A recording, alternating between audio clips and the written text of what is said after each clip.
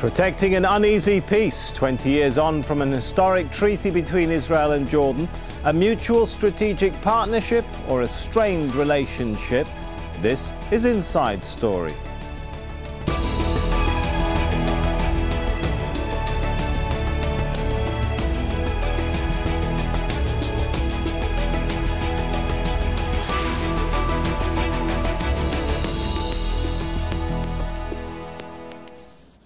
Hello and welcome to the show. I'm Sami Zaidan. Well, it's 20 years since Israel signed a peace treaty with Jordan, a relationship that's been tested and challenged but has endured and even strengthened.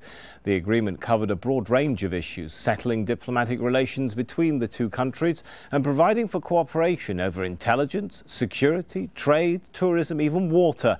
It also recognized Jordan's role in Jerusalem and contained an agreement to work together over the rights of Palestinian refugees. The relationship has taken an added significance recently as both countries face up to the rise of armed groups right across the Middle East. Well, Jordan is wedged between Iraq, Syria and Saudi Arabia, as well as Israel and the occupied West Bank. And Amman's strategic relationship with the US is seen as Washington's closest with an Arab partner. But the peace deal with Israel remains controversial inside Jordan, where over half the population is Palestinian, while some feel it's a one-sided relationship, heavily in favor of Israel. Well, to our discussion in a moment, but first we hear from Nisrina Shamaila at the Baqa refugee camp in Amman. When Jordan and Israel signed a peace treaty 20 years ago, they put behind them 46 years of war and mistrust. But since then, the two neighboring countries have had an uneasy relationship. King Abdullah once described his relationship with Prime Minister Benjamin Netanyahu as cold and unpleasant. And this is how he feels now. Today we have both Islamic extremism and Zionist extremism. If Jordan and other Islamic countries are fighting extremism within Islam, and the Israelis are slaughtering our children in Gaza and Jerusalem every 5 minutes, then we have a problem. Failed rounds of Israeli-Palestinian negotiations have also angered the kingdom, which hosts over 2 million Palestinian refugees. Jordan has a stake in the outcome of the Palestinian-Israeli conflict, not only because it has the largest Palestinian refugee population in the world, but also because of its strong attachment to Jerusalem. Israel recognized Jordan's special role in looking after Islamic shrines in Jerusalem and has agreed to give it high priority when Israelis and Palestinians eventually negotiate the future of the city. By allowing right-wing Jewish groups to enter the Al-Aqsa compound, Jordan feels Israel is undermining its role in protecting the holy site. We continue to tell Israeli officials that any unilateral action that will affect the status of East Jerusalem and the holy sites must be stopped immediately. Mohammed Abu Jarrar, a Palestinian refugee who fled to Jordan in 1967, is still living in Al-Baqa refugee camp. He says the treaty was more beneficial to Israel. By signing a peace treaty with Jordan, Israel reassured its entire population that there will be no wars with its neighbor and that no one will ask Israel why it's stealing Palestinian land. There have been calls on the government to sever ties with Israel, but analysts say there's too much to lose. I'm convinced Jordan will never sever ties with Israel. It is not in Jordan's interest. Yes, security coordination is important, but it's as important for Israel than it is for Jordan. Now, if we're talking about ISIS, let's not forget the borders. The treaty defined permanent borders with Israel and returned the area of Al-Baqura to Jordan. But for many here, it feels like a truce, not peace. Nisrina Shamaila, Al Jazeera, Al-Baqa refugee camp.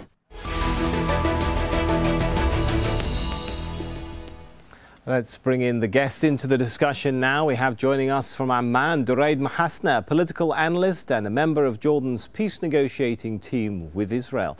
In Tel Aviv, Yossi Beilin, a former Israeli justice minister and one of the architects of the Oslo Accords between Israel and the Palestinians. And in London, Omar Ashur, senior lecturer in security studies and Middle East politics at the University of Exeter. Welcome to you all. Let me start first with Yossi Beilin. Has the peace deal lived up to the label on the can from Israel's perspective and interests? Well, I believe that what happened 20 years ago was very, very important. It has an impact on both sides. Until today, it was a historic event, and nobody dismisses it.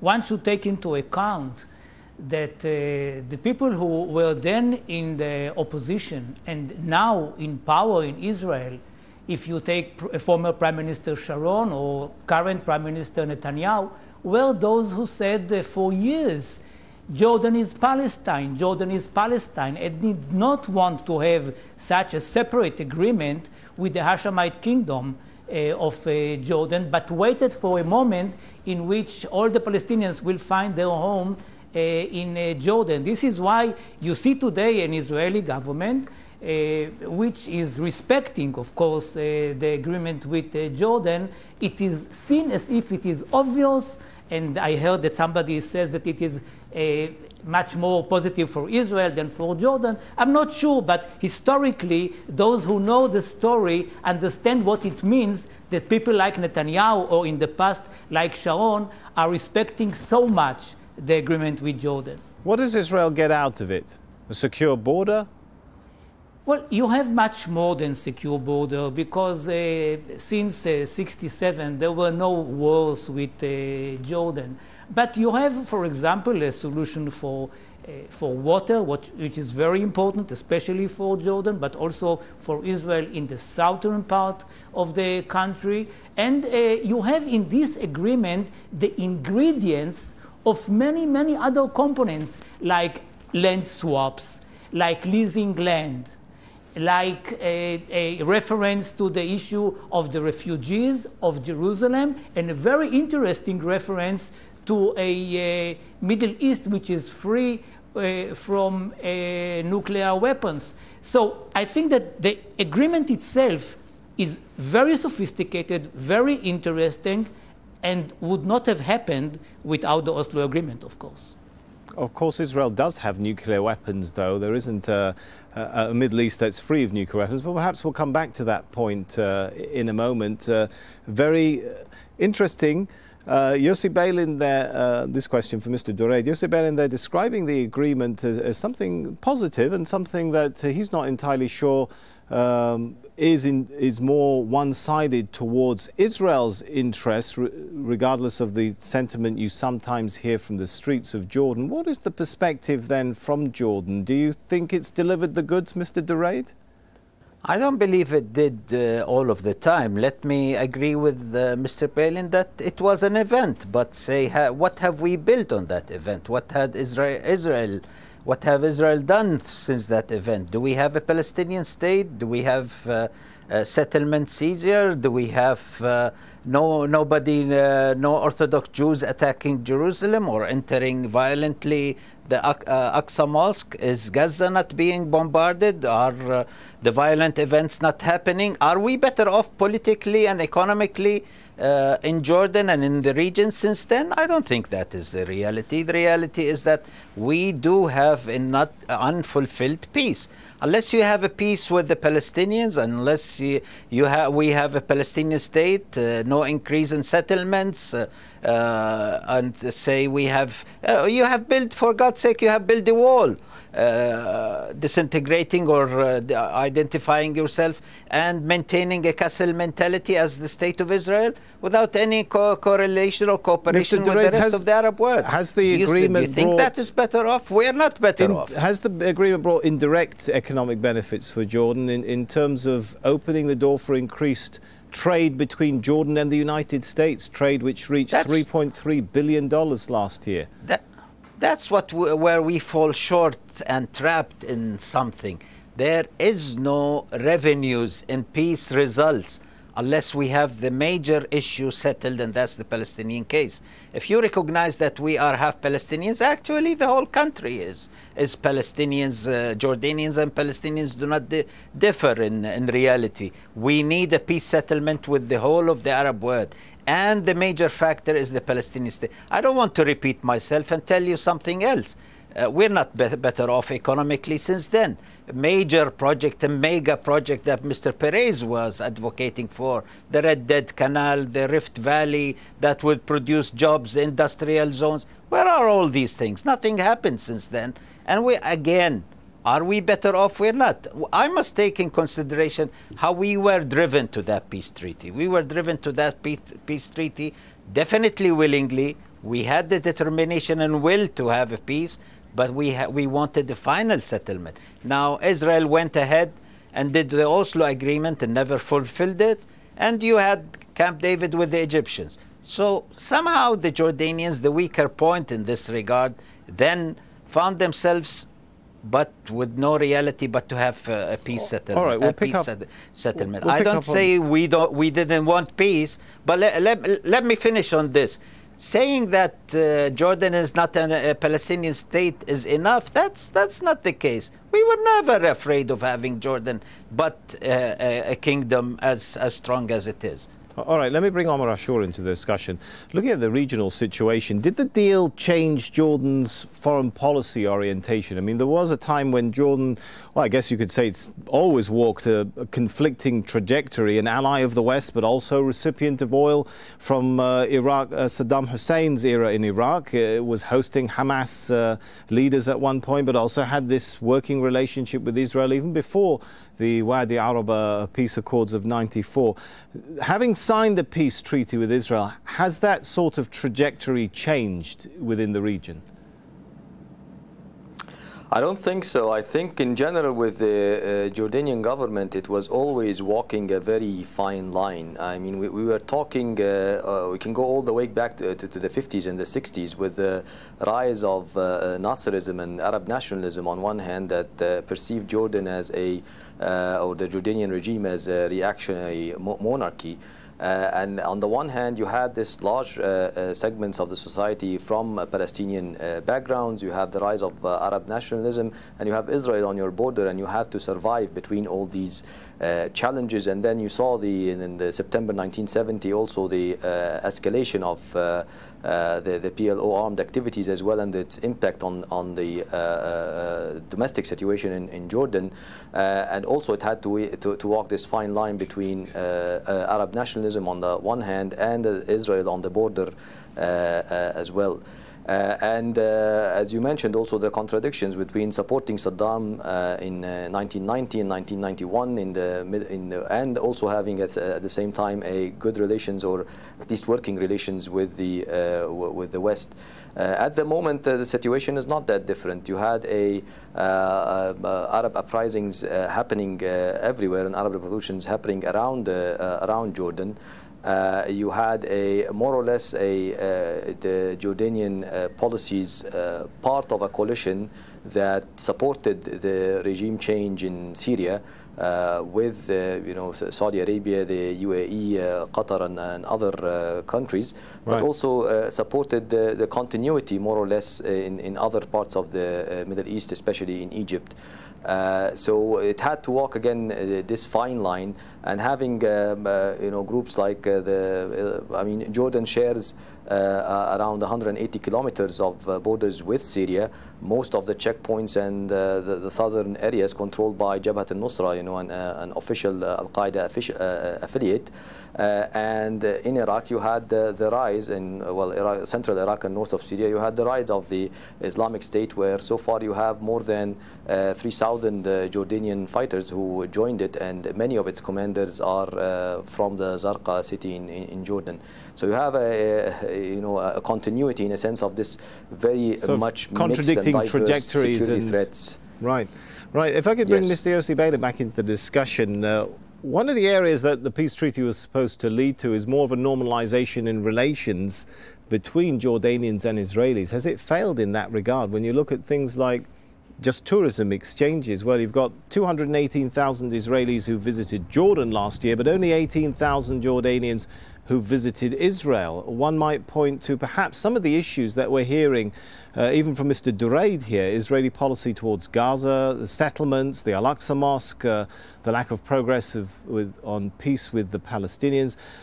Are those some of the issues which are alienating Jordanians, and how much concern is it to Israel that the peace process or the peace deal between Jordan and Israel hasn't produced that level of normalization? Well, there is no question that the Israeli-Palestinian problem is the major obstacle on the way for full normalization between Jordan and Israel, because between Jordan and Israel there is no anonymity, any enmity and hatred, I believe, and the most important thing, there is no conflict of interest. If at all it is the other way around, we are really sharing a common denominator, speaking about the strategic aims of the two countries. The problem is, no doubt, I agree with it 100%, is the Palestinian problem, and here the fact that for so many years we were not able to make peace between ourselves and the Palestinians, and I believe that both sides participated in this failure, but I take upon ourselves our lion's share, because we are the occupier and we failed mainly in making peace, and this makes it very difficult for the Jordanians, not only because there are so many Palestinians there, but also because of that, to normalize totally relationship with Israel. In that respect, I agree that for the Israelis it is easier. Mr. Balin, do you think the current leadership in Israel that is in power, do you think the current leadership in Israel that's in power, how important is it to them, those sorts of concerns which you're expressing, the importance of making progress in peace with the Palestinians in order to also keep the peace agreement with other Arab countries alive and well? I would say so. For the current government of Israel, the center-right government of Israel, peace with Jordan is very important, but not so much important so that it will change its policy towards the Palestinian problem.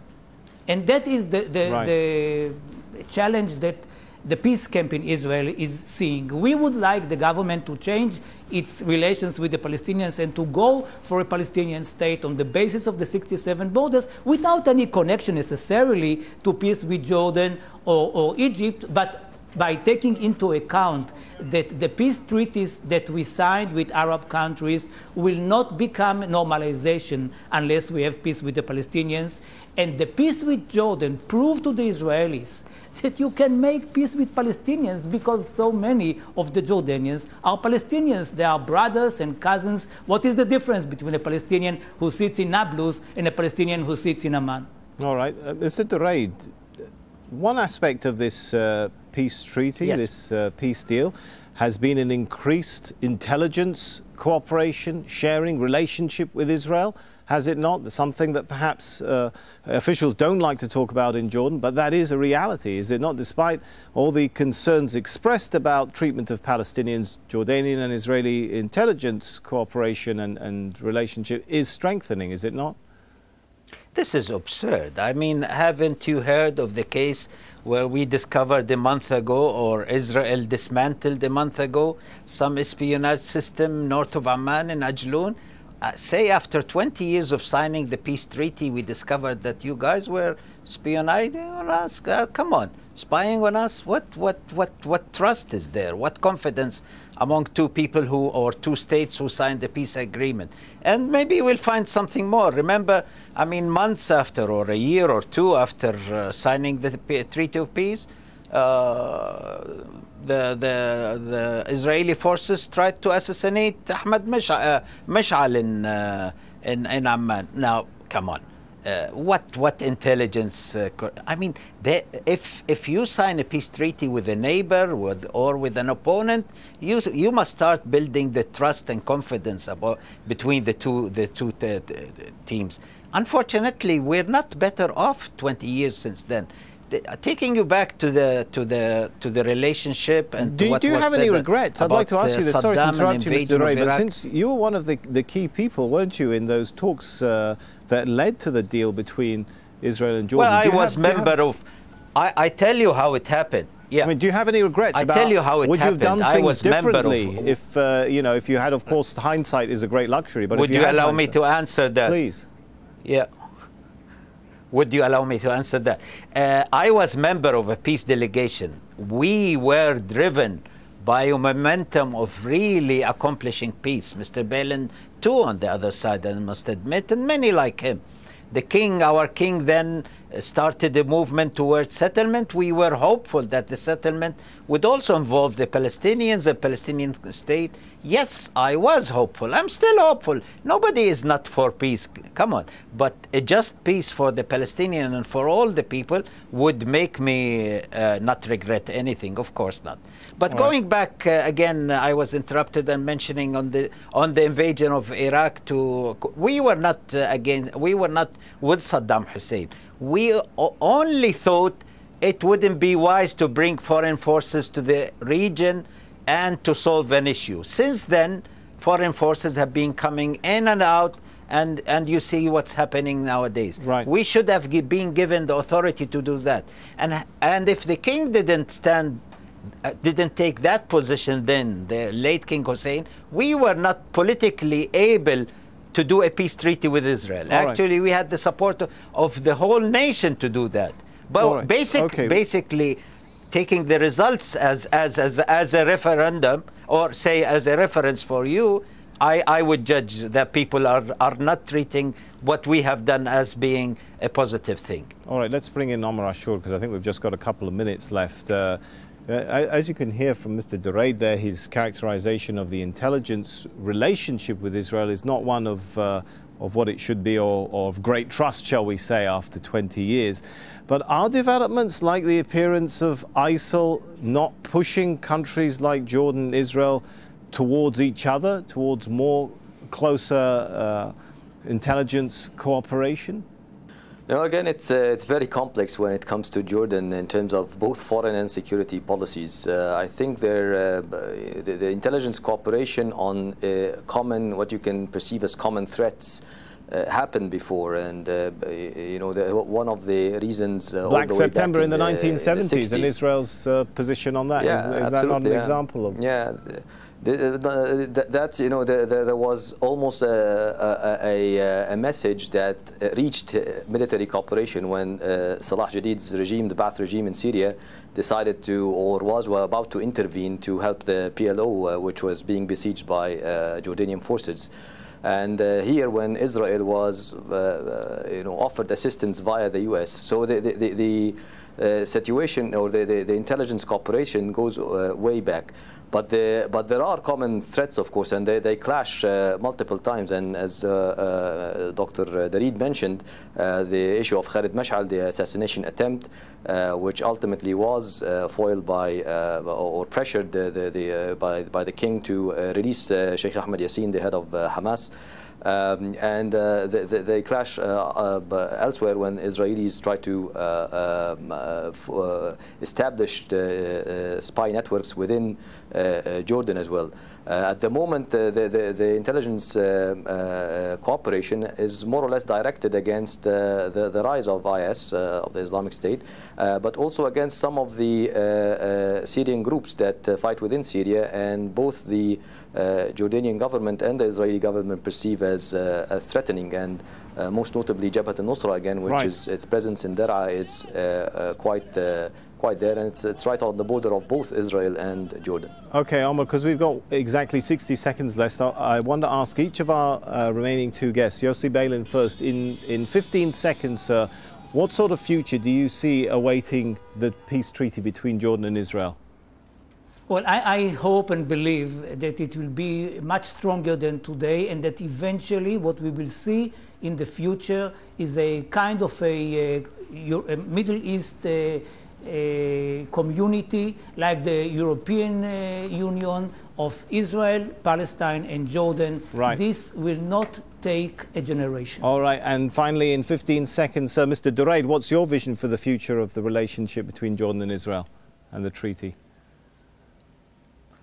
I hope our neighbors across the river would realize that the castle mentality would never lead to any success, and that the final solution of the Palestinian issue is the real peace that would be determined among all parties in the region. Everyone wants that, but go ahead and finish the final. We are out of time, so let's thank our guests, Duraid Mahasna, Yossi Beilin, and Omar Ashur. Thank you so much. And do please add your voice to the discussion. You can leave your comments at facebook.com/AJ Inside Story. We're also on Twitter. Just look for us at AJ Inside Story. From me, Sami Zaidan, and the rest of the team, thanks for watching.